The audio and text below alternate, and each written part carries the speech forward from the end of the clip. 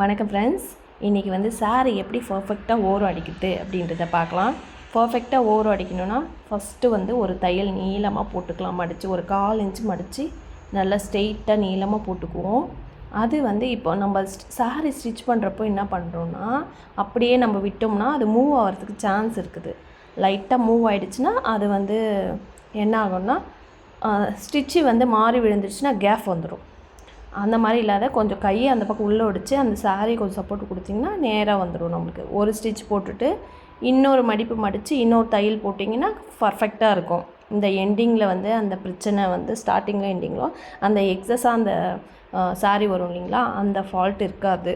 ஆக்சுவலாக ஏன் அந்த மாதிரி வருதுன்னா, எல்லாம் நம்மளுக்கு தான் ஸ்டிச் பண்ண வரலையோ அப்படின்றதெல்லாம் நினைக்காதீங்க. ஆக்சுவலாக வந்து சாரியோட த்ரெட்டு வந்து இப்போல்லாம் கிராஸாக வருது. அந்த மாதிரி சாரியெல்லாம் ரொம்ப ரொம்ப டிஃபிகல்ட்டாக இருக்கும். இந்த மாதிரி ஃபாலோ பண்ணிங்கன்னா பர்ஃபெக்டாக முடியும். இடையில வந்து நம்ம அந்த ஹேண்டு உள்ளே விட்டு எடுக்கிறோம் பாருங்கள், அந்த மாதிரி கொஞ்சம் saree சப்போர்ட் பண்ணி தையல் போட்டிங்கன்னா கரெக்டாக வரும். இல்லைன்னா இடையில வந்து தையல் மிஸ் ஆகிறதுக்கு சான்ஸ் இருக்குது. அப்படி மிஸ் ஆகிடுச்சுன்னா ஒன்றும் ஃபால்ட் இல்லை, அதுக்காக ஃபீல் பண்ணாதீங்க.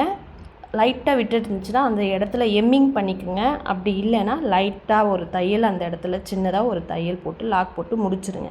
இந்த இடத்துல பாருங்கள் கொஞ்சம் மிஸ் ஆகிடுச்சு.